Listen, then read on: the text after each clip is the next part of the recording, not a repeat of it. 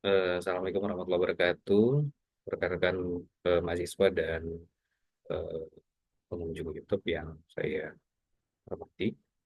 Kesempatan kali ini kita akan membahas topik terkait dengan internal control atau peranan internal control kaitannya dalam manajemen risiko.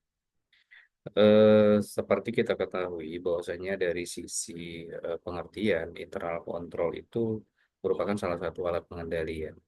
Ada beberapa definisi yang menjadi pokok bahasan dalam menegaskan atau menjelaskan terkait dengan apa itu sebenarnya pengendalian internal atau internal control. Pengendalian internal control atau pengendalian internal adalah proses yang dirancang dan dijalankan oleh manajemen dan seluruh karyawan untuk memberi keyakinan yang memadai bahwa tujuan organisasi itu akan tercapai, termasuk itu dalam hal keandalan pelaporan keuangan, kepatuhan terhadap hukum dan peraturan, apakah itu efektivitas dan efisiensi operasional. Dalam pengertian COSO ya atau KOSO ya, kerangka kerja pengendalian internal itu terdiri dari 5 komponen utama. Nah, ini sebenarnya lazim dikenal oleh rekan-rekan dari auditor atau triage model. Yang pertama adalah lingkungan pengendalian atau control environment, ya, di mana dalam lingkungan pengendalian atau control environment ini adalah menetapkan nada organisasi dan mempengaruhi kesadaran kontrol karyawan. Kemudian di komponen kedua ada penilaian risiko atau risk assessment, di mana di sini adalah merupakan salah satu kegiatan melakukan identifikasi dan analisis risiko yang relevan terhadap pencapaian tujuan.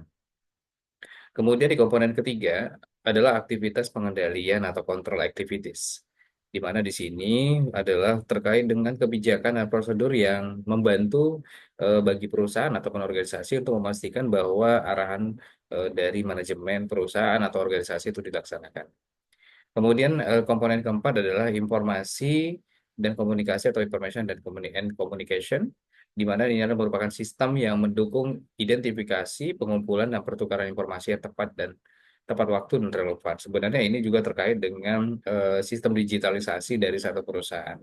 Kemudian yang kelima adalah pemantauan atau monitoring, di mana proses untuk menilai kualitas kinerja atau sistem pengendalian internal dari waktu ke waktu. Jadi ada kesinambungan, bukan hanya dilakukan aktivitas dalam hal identifikasi atau analisis risiko, tetapi juga melakukan sejauh mana sebenarnya pengelolaan risiko atau internal control itu bermanfaat bagi satu organisasi atau perusahaan.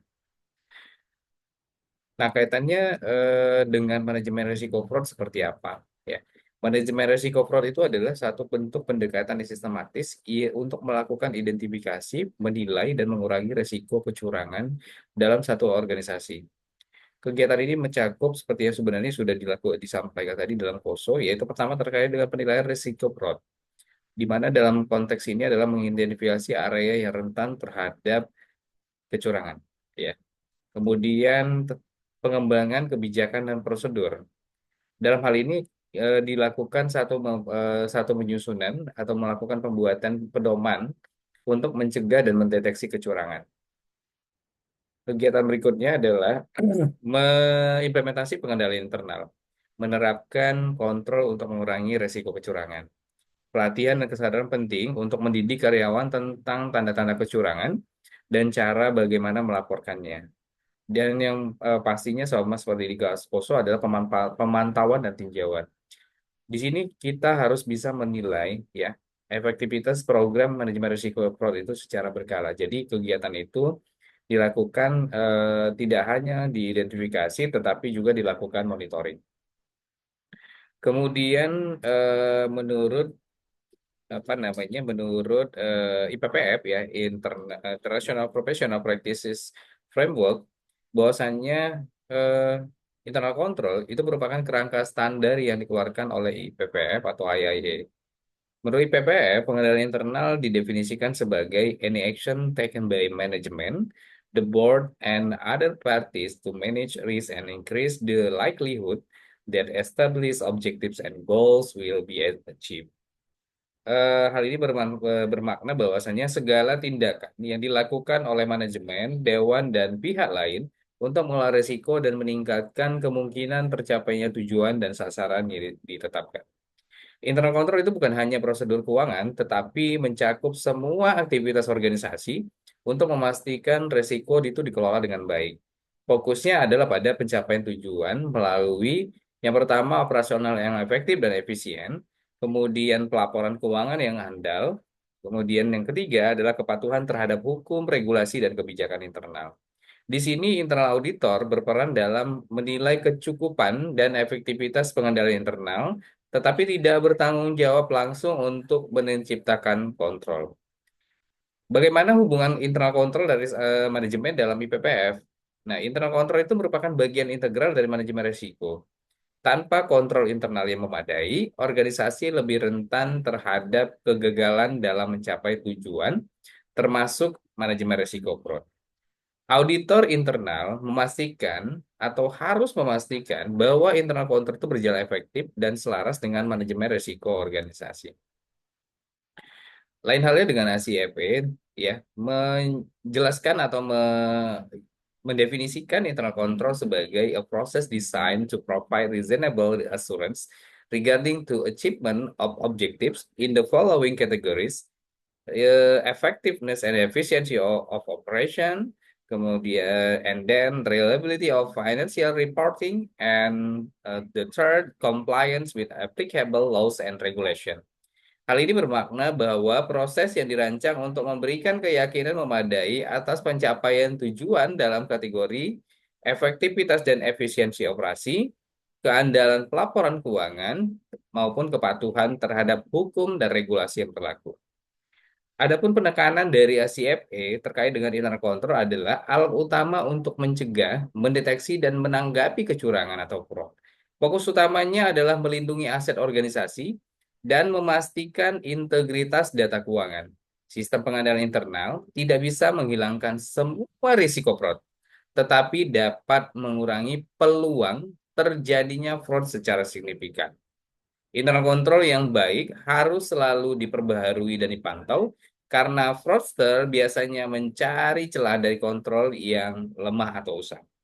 Nah, dalam konteks pencegahan fraud, ACFE mengaitkan internal control dengan yang pertama, segregation of duties atau SOD, memisahkan fungsi tugas kritis untuk mencegah konflik kepentingan.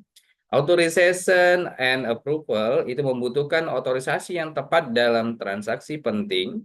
Documentation and record keeping mencatat semua transaksi secara rinci dan akurat. Dan kemudian physical controls mengamankan aset fisik dan independence checks atau audit internal dan pengawasan internal lainnya. Di samping itu mungkin kita bisa melihat apa sebenarnya tujuan internal control yang menurut Romney and Stibart. Saya akan jelaskan melalui slide ya. Eh,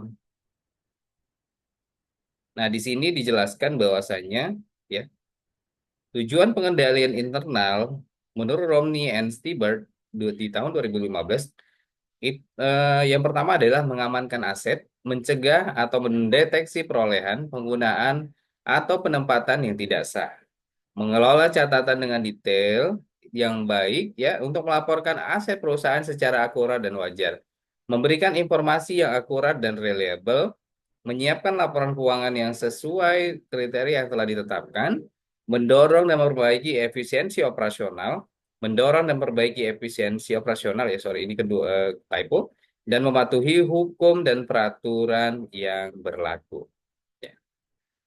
Nah, kemudian fungsi internal control ada tiga. Yang pertama adalah terkait dengan preventive control, di mana ini adalah meminimalkan masalah dengan tindakan pencegahan, dan detektif kontrol mengidentifikasi kasus pengendalian yang tidak terhindarkan, dan korektif kontrol adalah mengenali, memperbaiki, dan memulihkan kesalahan, seperti misalnya menyimpan cadangan file, memperbaiki informasi, dan lain sebagainya.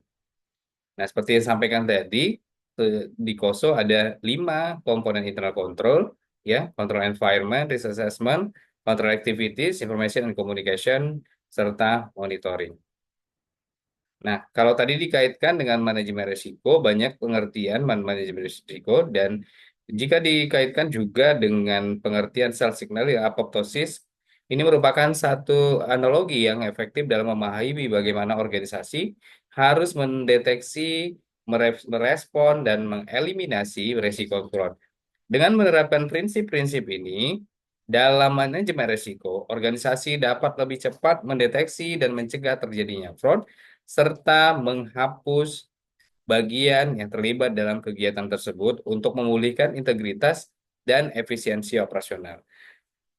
Etika dan karakter serta sistem yang cukup memadai dalam satu organisasi atau perusahaan akan menumbuh kembangkan keterjagaan perusahaan dalam perlindungan nilai dan penciptaan nilai yang lebih baik untuk sustainability dalam satu organisasi atau perusahaan.